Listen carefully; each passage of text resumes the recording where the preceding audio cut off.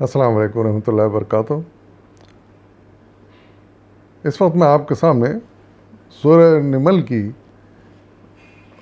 باقی آیات کے بارے میں کچھ تعارف کرانا چاہتا ہوں۔ یعنی 6 تک ترجمہ میں نے آپ کو سنا دیا ہے۔ اس کے بعد سلسلہ شروع ہو جاتا ہے کچھ اہم انبیاء کے زندگی کے واقعات کے بارے میں۔ بڑے تفصیلی واقعات ہیں اور ان کا مطالعہ بڑا مفید ثابت ہو سکتا ہے۔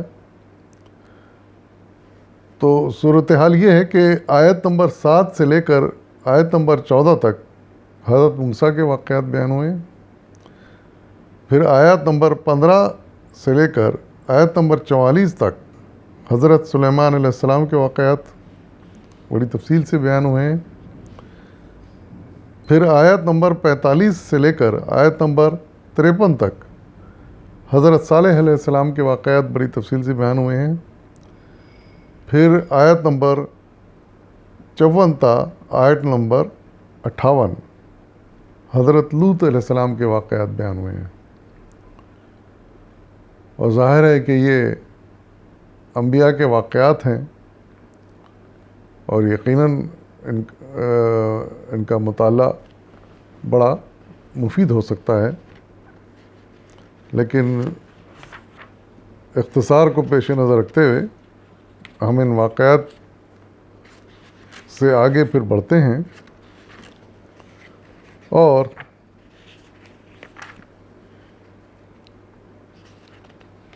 ہم پہنچتے ہیں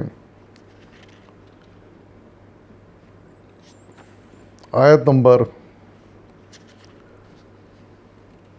64 اور آیت نمبر 65 تک، یعنی 64 آیت نمبر 64 اور 65۔ ان کا ترجمہ کچھ اس طرح ہے: اعوذ باللہ من الشیطان الرجیم، بسم اللہ الرحمن الرحیم۔ اور وہ کون ہے جو خلق کی ابتدا کرتا ہے پھر اس کا اعادہ کرتا ہے؟ اور کون تم کو آسمان و زمین سے رزق دیتا ہے؟ کیا اللہ کے ساتھ کوئی اور خدا بھی ان کاموں میں حصہ دار ہے؟ کہو کہ لاؤ اپنی دلیل اگر تم سچے ہو۔ ان سے کہو اللہ کے سوا آسمانوں اور زمین میں کوئی غیب کا علم نہیں رکھتا، اور وہ نہیں جانتے کہ وہ کب اٹھائے جائیں گے۔ صدق اللہ العظیم۔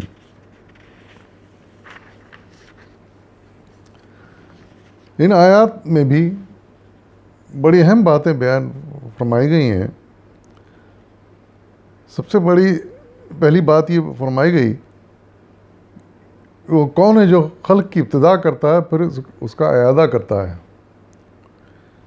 یہ ایسی بات ہے جو آج تک کوئی ثابت نہیں کر سکا، یا کوئی یہ کام نہیں کر سکا کہ جو اللہ تعالیٰ نے کر دیا ہے وہ وہی خالق کر سکتا ہے۔ اس سلسلے میں سائنسدانوں نے بھی بڑی کوششیں کی کہ کوئی جاندار مخلوق پیدا کی جا سکے، لیکن ان کو ناکامی ہوئی۔ مولانا سید ابو العلا مودودی نے اپنی تفسیر میں کچھ نوٹ لکھا ہے، سماعت فرمائیے۔ وہ لکھتے ہیں کہ اب تک تجرباتی طریقے پر سائنس کے معلموں نے لیبارٹریز میں بے جان مادے سے جاندار مادہ پیدا کرنے کی جتنی کوششیں بھی کی ہیں، تمام ممکن تدابیر استعمال کرنے کے باوجود وہ سب قطعی ناکام ہو چکی ہیں۔ زیادہ سے زیادہ جو چیز پیدا کی جا سکی ہے وہ صرف وہ مادہ ہے جسے اصطلاح میں ڈی این اے کہا جاتا ہے۔ یہ وہ مادہ ہے جو زندہ خلیوں میں پایا جاتا ہے۔ یہ جوہر حیات تو ضرور ہے مگر خود جاندار نہیں ہے۔ زندگی اب بھی بجا خود ایک معجزہ ہے جس کی کوئی علمی توجیہ اس کے سوا نہیں کی جا سکی کہ یہ ایک خالق کے امر اور ارادے اور منصوبے کا نتیجہ ہے۔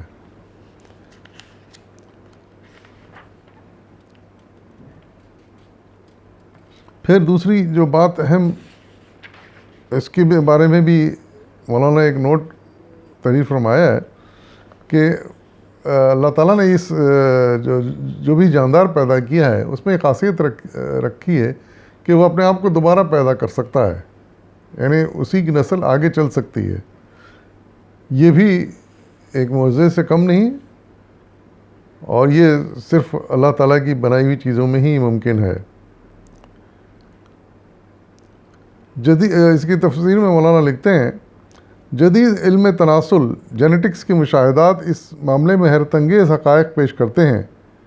ہر پودے میں یہ صلاحیت رکھی گئی ہے کہ وہ اپنی نو کا سلسلہ آگے کی نسلوں تک جاری رکھنے کا ایسا مکمل انتظام کرے جس سے آنے والی نسل اس کی نو کی تمام امتیازی خصوصیات کی حامل ہو، اور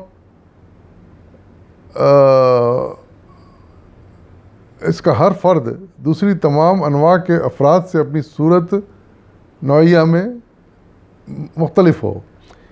یہ بقائے نو اور تناسل کا سامان ہر پودے کے خلیے کے ایک سیل میں ہوتا ہے، جسے بمشکل انتہائی طاقتور خوردبین سے دیکھا جا سکتا ہے.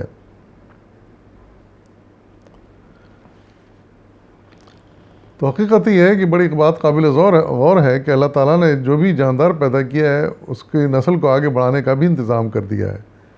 یعنی انسان میں بھی، جانوروں میں بھی اللہ تعالیٰ نے یہ صلاحیت دی ہے، اور ایک انسان سے دوسرا انسان پیدا ہوتا ہے، جانوروں میں ایک جانور سے دوسرا جانور پیدا ہوتا ہے. اسی طرح پودوں میں بھی اس کے بیجوں کا سلسلہ رکھ کے اللہ تعالیٰ نے بندوبست کر دیا ہے کہ وہی پودے ویسے ہی پودے دوبارہ پھر اگ سکیں.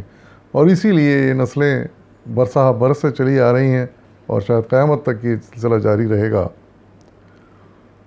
اور پھر ارشاد فرمایا گیا کہ آسمان و زمین میں کوئی غیب کا علم نہیں رکھتا اللہ کے سوا. یہ حقیقت ہے کہ اللہ تعالیٰ ہی بہتر ہر چیز کا علم رکھتا ہے، زمین سے لے کے آسمانوں تک کا پوری کائنات کا علم رکھتا ہے، کیونکہ بنائے خالق ہے وہ. یہ خالق اگر نہ جانے گا تو پھر کون جانے گا، اور اس سے بہتر کون جان سکتا ہے. تو کوئی ایسی ہستی نہیں ہے جو کہ اس کائنات کا پورا علم رکھتی ہو یا علم غیب سے واقف ہو. اور وہ نہیں جانتے کہ کب اٹھائے جائیں گے. اور انسانوں کا حال تو یہ ہے، انسان بہت بڑے بڑے دعوے کرتا ہے، اور کوئی شک نہیں کہ بڑی بڑی چیزیں ایجاد کر چکا ہے، لیکن وہ آج تک اس بات سے واقف نہیں ہو سکا کہ اس کا انجام کب ہوگا، اس کی موت کب آئے گی. موت سے کوئی بھی انسان واقف نہیں ہے. کوئی نہیں جانتا کہ اگلا گھنٹہ اس کے پاس سلامتی سے گزرے گا، یا اگلا دن، یا اگلا سال، یا نہیں.